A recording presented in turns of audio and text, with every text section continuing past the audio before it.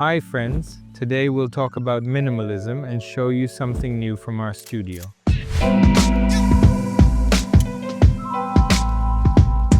It's so neat that I can't even find the right words.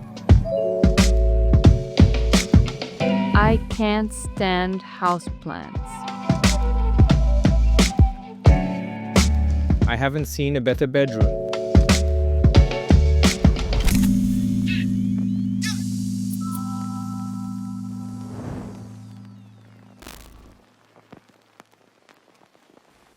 Before I talk about our project, let me give a quick intro. There are two types of interior design. The first type is architectural, focusing on axes and volumes with lines taking the lead. The second approach is decorative, individual pieces of art, furniture, and lighting take center stage. Both options have their place, but in my subjective opinion, a decorative approach without architecture will be chaotic.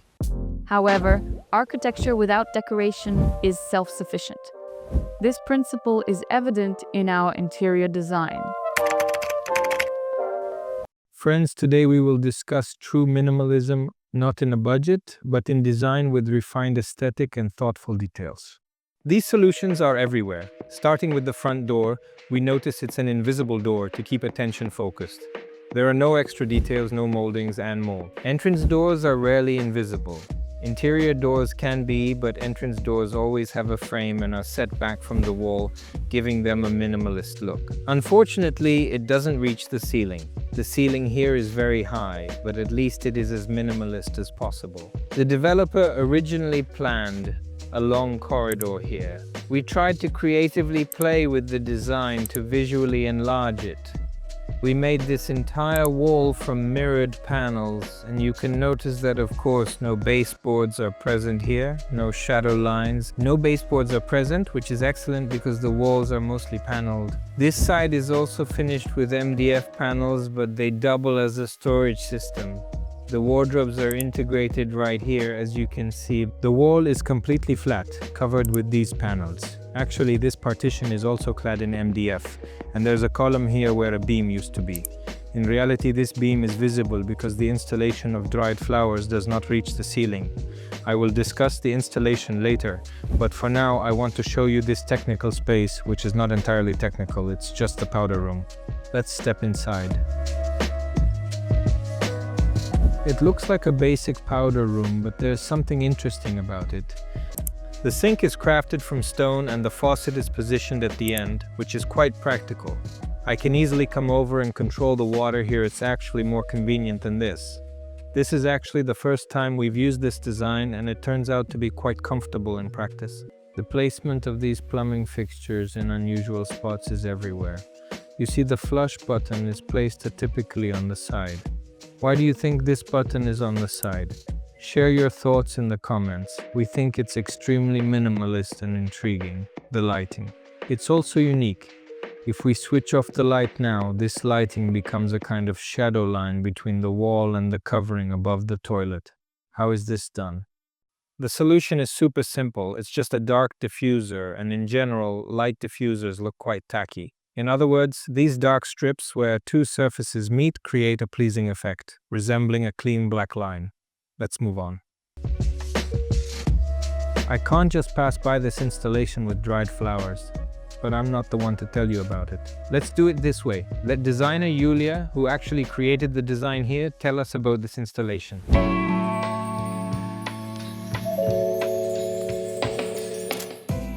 From the pros and benefits we implemented in this area, the first is that a profile with backlighting is placed at the very edge, and it's black.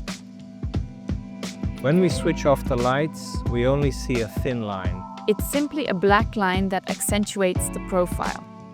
Tell me about the access there, if it needs vacuuming, so to speak. How often does dust accumulate there? In general, our apartment has a ventilation and air conditioning system, so windows are occasionally opened upon request. Thus, dust only comes in with the clothes we bring. We try to seal everything as tightly as possible, but access is still possible. We have clamping profiles at the top and bottom, and on the sides there are just decorative overlays to make the whole system look cohesive. We remove them and someone comes over. He uses suction cups to take off the glass, letting us fix the whole setup. However, we set them up during the spring and summer, and they have been standing for quite a while now, with nothing happening to them. We fixed it, and nothing went wrong. I'm really happy. It's a great choice. In fact, finishing walls with painted MDF is quite the right approach, not only because you do not need any baseboards, but also because of this neatly mitered 45-degree corner. If it were a corner of a painted wall, after a couple of years, it would likely show some chips or dents, and you would need to replaster it. This principle always holds true. Regardless of how careful you are, eventually, you'll carry something heavy, and that corner will get a little damaged. To avoid these chips, make your walls with painted MDF, and also make invisible doors in painted MDF, and you'll achieve such beauty, which is also function. And it's really interesting how this corridor opens up and transitions into the main living area, kitchen and dining. A large, bright space. There's something else worth noting. The layout here includes what I'd call a veneered cube. 2 veneered walls that guide you. One direction leads to the sleeping area where 2 bedrooms are located, and the other takes you into the kitchen, and this so-called cube, yes, I will call it that, with veneered facades, is also a storage system. The whole wall serves as a storage system for the sleeping area, and if you desire a truly minimalist interior, you certainly need many hidden storage options since you need to store things away. And on this side is the kitchen, right from here. And you see all the lines seem to flow into each other. The island line transitions into the corridor line. This is quite beautiful in the layout, but even more impressive inside the house as it is interpreted through visual axes. That is, the space itself guides you, and each visual axis ends in something. This is the right design starting from the layout. On the concept of natural minimalism, as demonstrated by this interior. Initially, we hid all technical solutions associated with the supply ventilation and ducted air conditioning systems, which are combined with the lighting track in the hall. In the main area and primary bedroom, air vents are hidden inside ceiling niches. In the bathrooms, there are none. We replaced them with milled patterns in the furniture panels. We also hid both the vents and the service access panels. For the air conditioning, we placed them in the bathrooms while the ventilation system is located in those rooms. All technical solutions related to the kitchen are hidden in the general area. Here, the extractor is integrated into the cooktop, the oven and coffee machine are hidden behind a sliding facade, and even the faucet can be concealed if desired. Since the bath area is visible and open and is part of the primary suite, we opted for heated walls rather than exposed towel warmers. We only see hooks. One more point is to keep horizontal lines to a minimum. The hallways have facades made of urgent MDF to avoid horizontal cuts as much as possible. Ceiling-high invisible doors without a top rail. A small trick. Behind the invisible doors, the ceiling is lower in the technical rooms. However, the door frame should be made to the height of the room's exterior, and the door should open inward, while inside the room, the ceiling height should be marked lower. Even the front door is a hidden door. Unfortunately, making it flush with the ceiling wasn't technically possible, but hopefully we'll achieve that soon. Next point is unified flooring wherever possible. We didn't apply this method in the bathrooms with a tub and shower, but we did use an engineered board in the powder room at the entrance. There is underfloor heating beneath the board as well. It's vital to prevent sudden temperature changes. There is a concealed general light behind the cornice, which can be managed using a phone or a button. Next point is a black diffuser everywhere. It provides softer light and looks much neater. From floor to ceiling, all elements are arranged in elegant verticals and horizontals, creating stunning lines and harmonious proportions.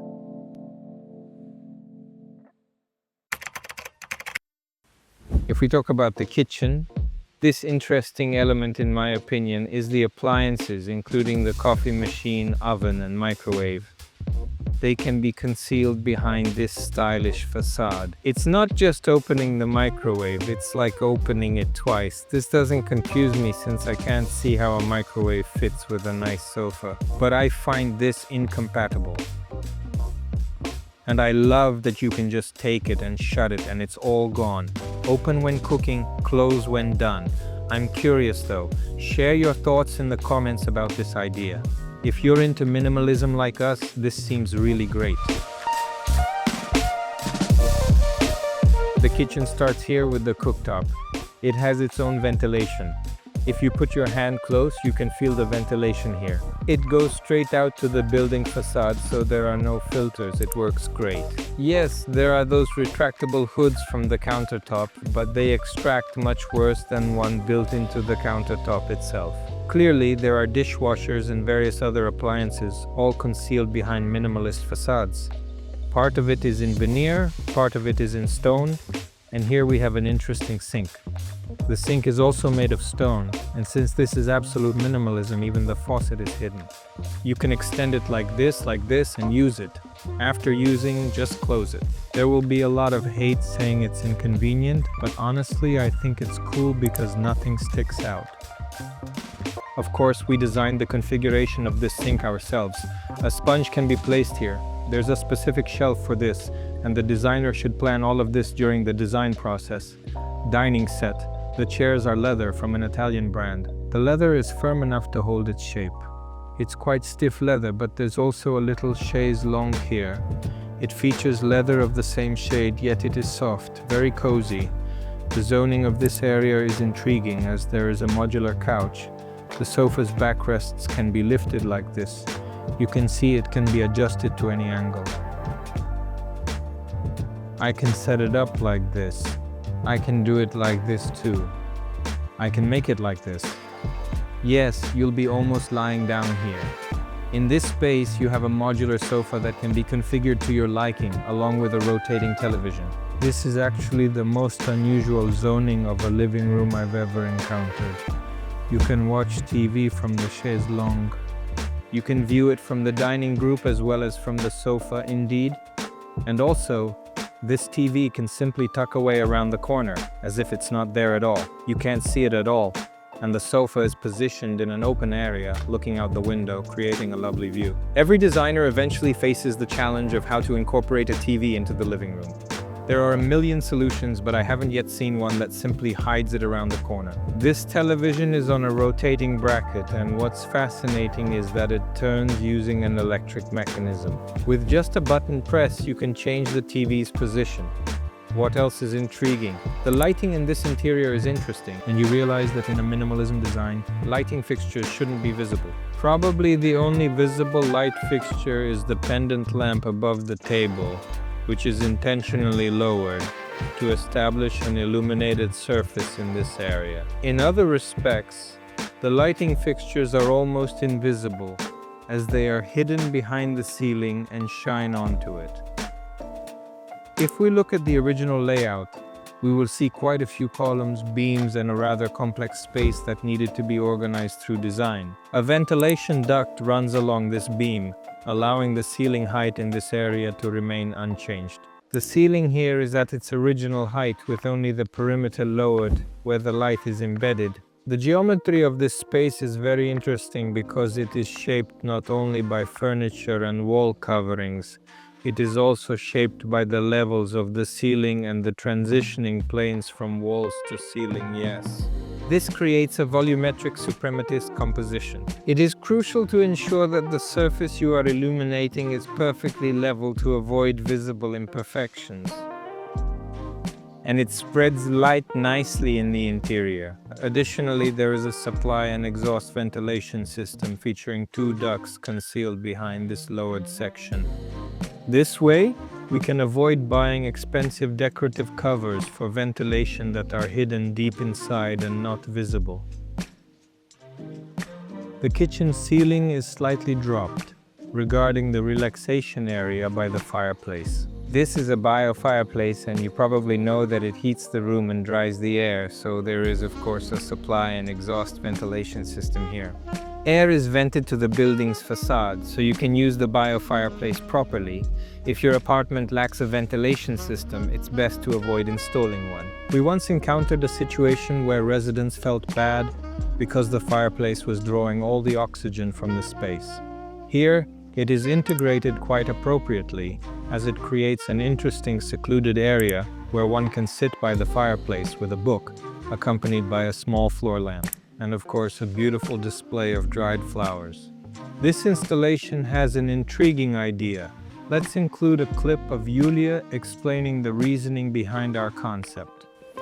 The emergence of dried flowers was due to the client's desire for a natural interior that included plants. I really dislike indoor plants. They only seem to enhance the decor in rare cases, and it would have been better to include some plants. It was one of the client's wishes, and I decided that we should add dried flowers to keep the interior as monochromatic as possible, but we hid them behind glass so that to avoid the need for upkeep. It's interesting that clients seem to envision a green interior as a jungle while theirs looks more like a desert. I noticed how clients live in their interiors. They fit in well. Friends, our house might be made in a Lego constructor. Imagine it displayed on shelves with other Lego items worldwide. I find that really exciting. You must have seen the review of this house with a large console and a fence that goes underground. Everyone loved it, and one of our young subscribers submitted this object for a Lego contest. To support a child's creativity, and I won't hide it, I would like to see our house to be on store shelves worldwide. We have a year to gather a certain number of votes, and the Lego company might select our project for realization. You can support our project using the link in the description. Here's the QR code.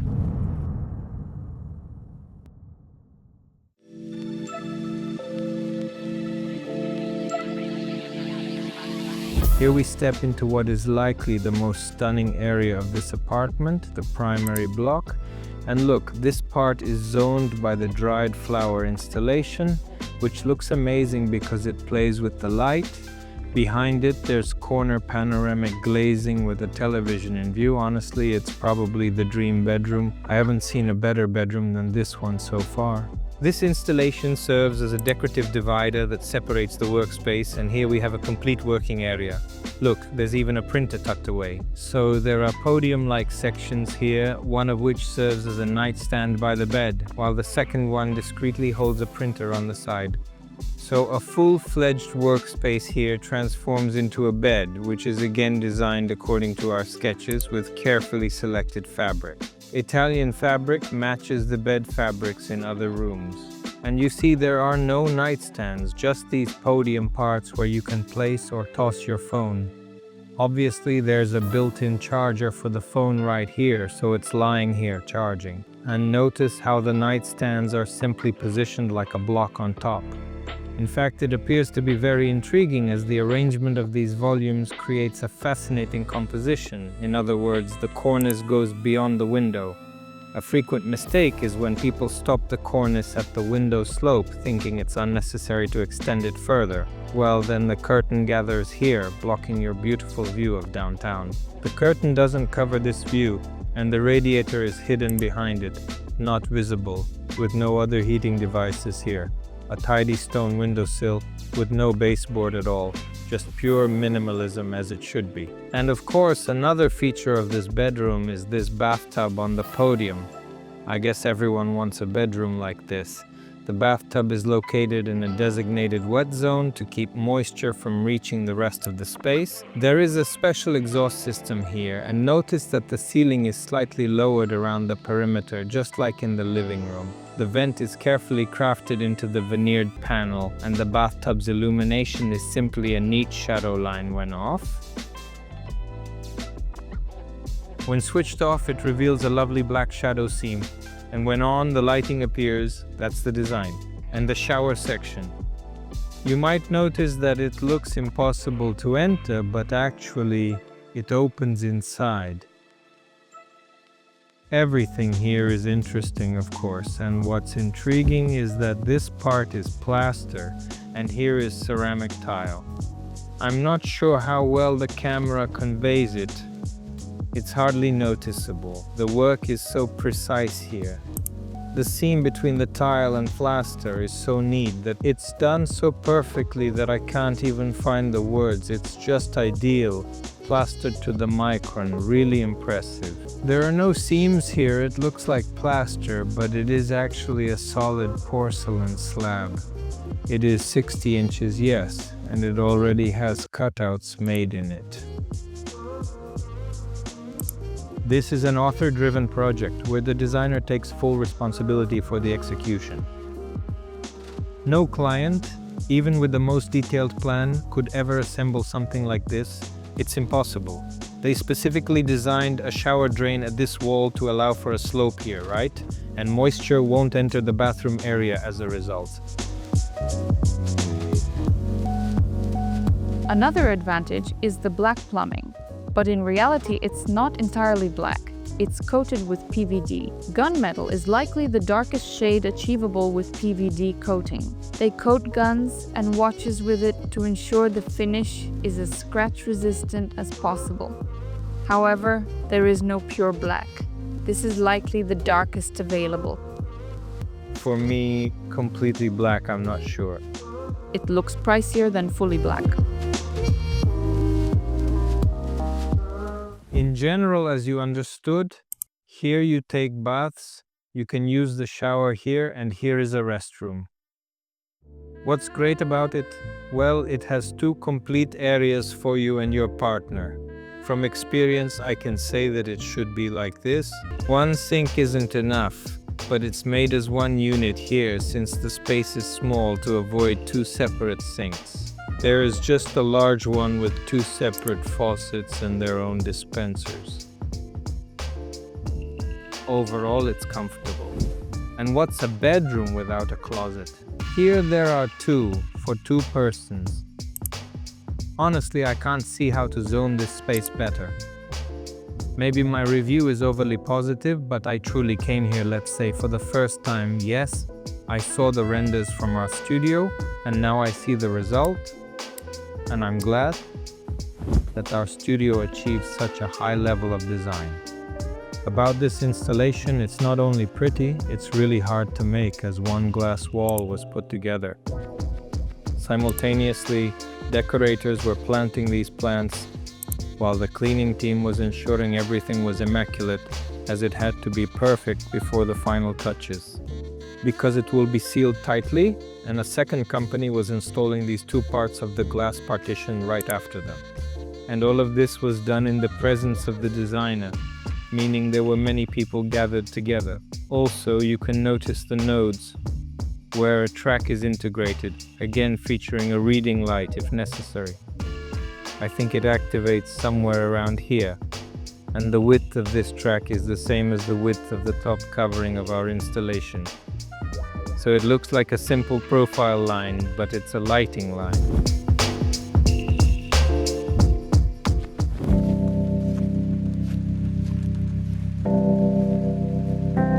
Friends, here's another little room. I don't know how to call it correctly. It's a children's room, a guest room, a sort of suite with a sleeping area. It includes a workspace, lots of storage solutions, all concealed like the wardrobe area, and naturally it has its own bathroom. I think it's very important that each room has its own wardrobe, its own bathroom, and its own workspace. This is a versatile room, allowing you to swap out the bed for a children's crib so it can serve as a nursery that evolves into a teen space. This can be the parents' room where they can live comfortably, equipped with a television, and you can see that the workspace has a neat integrated lighting feature, which is black here. It's nearly invisible. I must emphasize that there is a power outlet block here for connecting a computer and other devices, along with a wireless charger for phones built directly into the countertop. That is cleverly built into the surface of the table. Just like in the nightstands in every room, there's a wireless charger integrated into the furniture. As you can notice, the edges of the nightstand are slightly higher. If coffee spills, it won't flow out. That's part of the design. There is no radiator, it's completely hidden, so we see the window which is covered by a curtain, while the radiator is tucked away to the right behind the curtain. This is a brilliant idea from Yulia, not to show these technical devices at all. In true minimalism, this is how it should be. Custom bed made to our design, with Italian fabric. I really love custom furniture pieces in interiors because they blend perfectly with the decor. Interestingly, this entire wall is finished with painted MDF panels, done this way because there are communications behind it. Technically, they were here, and they needed to be concealed, so they were hidden behind facades, and the entire wall was made of MDF to create the appearance of wall panels. Additionally, there is an installation featuring dried flowers that is lit separately. The little lamp is the center of light. You see, it's neat, small, and unobtrusive for reading, and it can be tucked away like this. Since the main light is provided by just one fixture, some local lighting still creates a pleasant design. The color temperature of this light is warm white, around 3000 Kelvin. You can remember this if you want to create a cozy atmosphere. You should definitely use this type of light. In hotels, they often use such lighting, and here we essentially have a separate hotel room, a little studio of our own.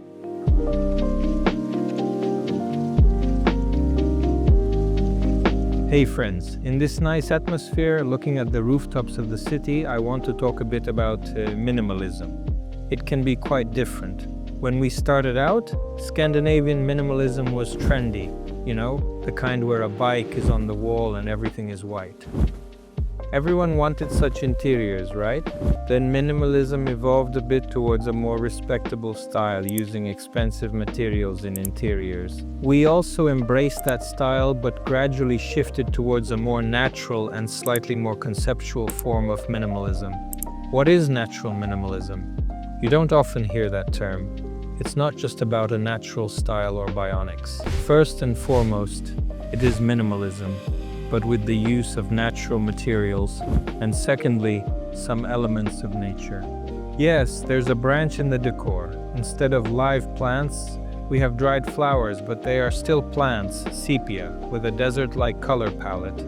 But it's definitely natural. The textures of travertine, natural veneer, and leather are all part of minimalism. It doesn't make a big deal about being natural. It's a delicate suggestion, and we appreciate it indeed when you experiment with light. You experiment with materials, water, air, and earth indeed in your interiors. You create a space that feels good to people, since everyone likes natural materials. I have never encountered a person who gazed at the forest and remarked, "Oh, I find it unappealing. The forest outside is unattractive." I aim to find my version of minimalism, and I believe I did. I think we have discovered it through this conceptual reinterpretation of the style leaning towards a natural interior.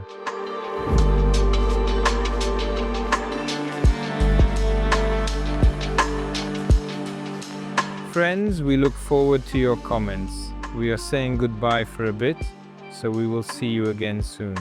Bye.